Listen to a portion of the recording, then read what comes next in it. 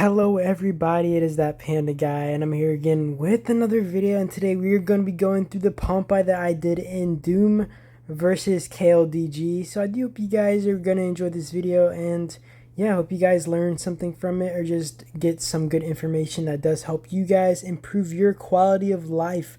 So I thank you guys as always for watching, and let's get into it. So first off, I'll kind of explain what my game plan was going in. So I didn't really know who we were going to face. I wasn't really sure, but I did prepare the best I could. I came up with the two strategies, which consisted a lot of kind of playing Garrison Captain, and that would have been just really ideal, right? And so basically what ends up happening is I do try to get my garrison captains into these outposts, just get my marches in here, and then what I do is I teleport up to the left helipad, and then later on I end up seeing that Ronin or whatever, their 200 mil player who has almost infinite level of or infinite numbers of troops, which was going to be the main problem of this whole island, or sorry, whole Pompeii.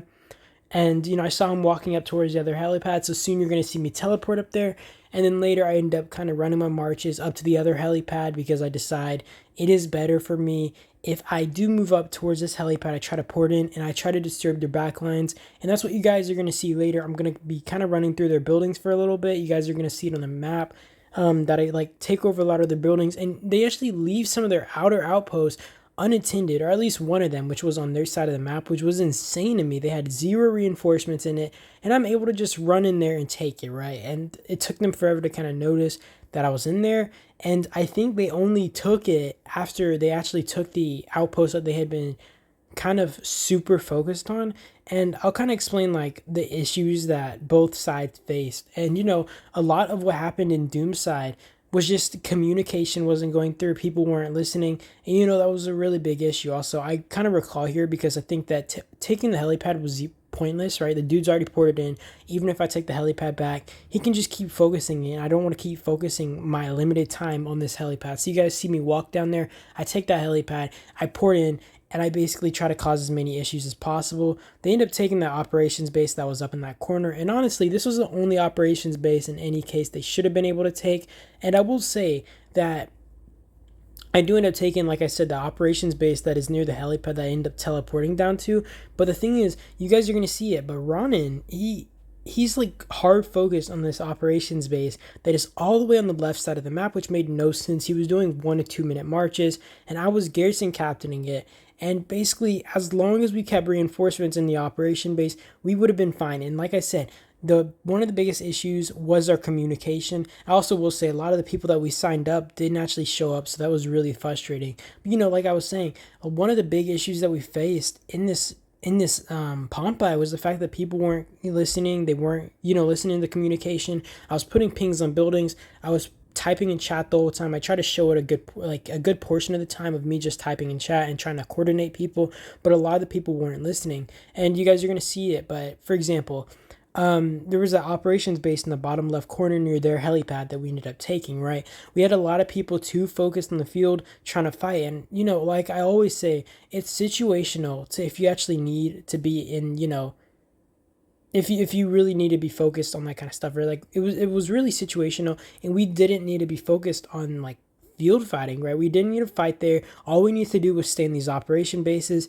especially that one that was in the bottom left, because they were not going to be able to swarm that out. Maybe rally, but if we just kept marches outside, we could just hold it. We could keep gaining points. We could keep stacking points as long as we kept it reinforced. I noticed that a lot of the time, we had a lot of players fighting outside of it, not listening, not jumping in there, and they were just fighting with 4 marches, whatever it might be. We also had a lot of tier 4 players who were not listening. They were attacking operation bases that had, for example, tier 6, and I would notice 1 to 10, 1 to 20, and sometimes 1 to 30 trades on their attacks, and it made zero sense why they were trying to attack those when they would be so much more valuable keeping their reinforcements into the building. Just holding 1 more minute, 2 more minutes, 3 more minutes would have been a game changer in us winning, right?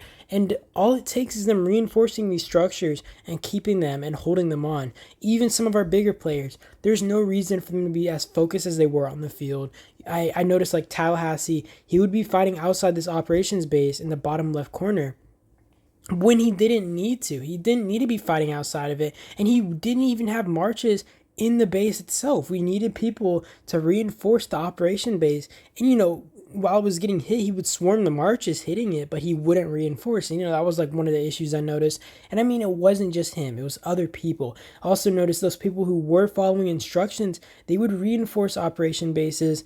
And, the thing is, if you guys don't know, marches are obviously going to get low eventually. You want to have marches outside the operation base that are refreshing. You're going to want to recall the march that's already in it. You're going to want to refresh that, right? Like, it's, I feel like these are like really big mistakes. And I feel like a lot of people don't understand, just how important defense is, right? Like, I feel like a lot of people are too focused on field fighting. They're too focused on just wanting to fight in general. Like, I don't get, like, I get the appeal, right? I get it's more fun, but I feel like winning is more fun. And it's really frustrating when you lose something that you definitely should have won, right? Like, we 100% should have won this. The player was so focused on our operation base all the way across the map. He was doing 1 to 2 minute marches to attack this operations base, and all we had to do was keep it full. He wasn't even taking the operations base that was near him, which was, pretty big mistake on his part. He definitely should have been focusing on the operations base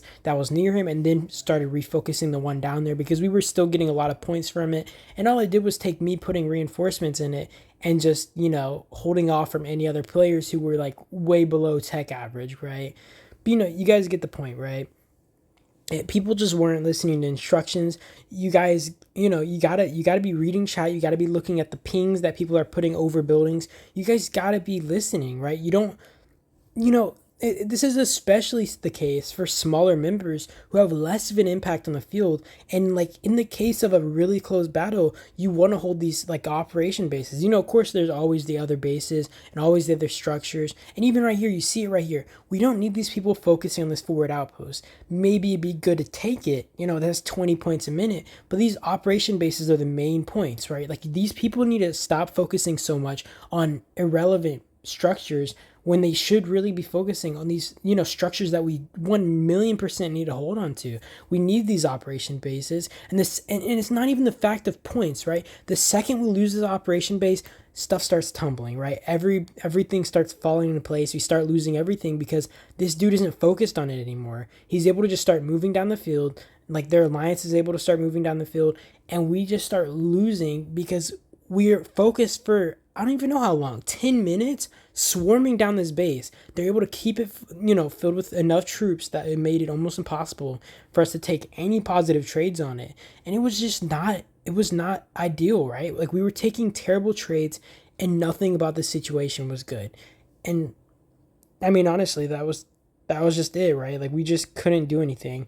And the second we lost this, we lost the game because they were able to just start swarming down these operation bases. We didn't have enough troops to hold any of these, right? And you guys see that right here. Tallahassee, he has 5 marches swarming this one march outside of it. And I know it's just one march, but that just gives you guys an example. This dude wasn't reinforcing. You got to sacrifice your marches. I know it's fun to run around with 5 marches, but it's not good for your team. It's not good for, teamwork. You're not working with your team and you're not playing for your team. And that's just a massive issue here. Like you really got to be focusing on team play. And it just made me really frustrated to, lose this when we 100% should have won this. You guys saw us. We had like a 4K point. We had like 4K's points on them, right? And we ended up losing by 3 or 4,000. And it's so sad because there's no world we should have lost this. We should have 1,000,000% won this. And people should have been able to keep these things full and been less focused on 1, field fighting, 2, these, outposts that we don't need to focus on so much. And 3, I don't even know, just like attacking operation bases they don't need to, right? Like we were taking bad trades on a lot of things that we weren't gonna need to take bad trades on. And I don't know. It definitely was really frustrating to deal with. And overall, I do hope this video is kind of a good learning experience for people who just, I don't know, people who maybe don't listen to, like, aren't, communicating with their leadership. They aren't following orders or just following, kind of, I mean, like, I feel like we had a lot of team leaders here and stuff really fell apart because people just weren't able to follow instructions. And it was just really frustrating. But I mean, there was also KL, right? It wasn't just my alliance. KLDG, they had Ronin, and although he is a big monster, there was I feel like he tunnel visioned a bit too much on our outposts, and that was like a big issue for him. And honestly, they would have had way better of a chance of winning, right? And we honestly wouldn't have gotten to this point if he maybe even took out that outpost earlier out, right? Like we definitely would have been kind of forced to spread ourselves a bit more thin.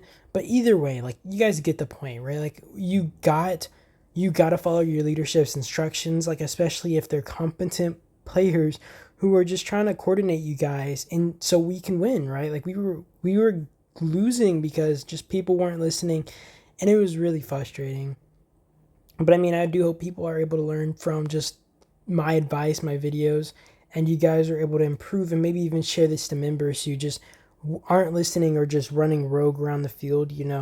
So I do thank you guys as always. Also, the last few minutes will be just, reports and stuff. So you guys can kind of enjoy that if you guys are into reports or just watching that. So I am probably going to cut it off here. So I do thank you guys as always for watching. I hope my video was, just good at explaining everything, right? And it just made you guys kind of understand a bit more just about listening to your leadership. So I do thank you guys as always for watching, and it has been amazing, and peace out.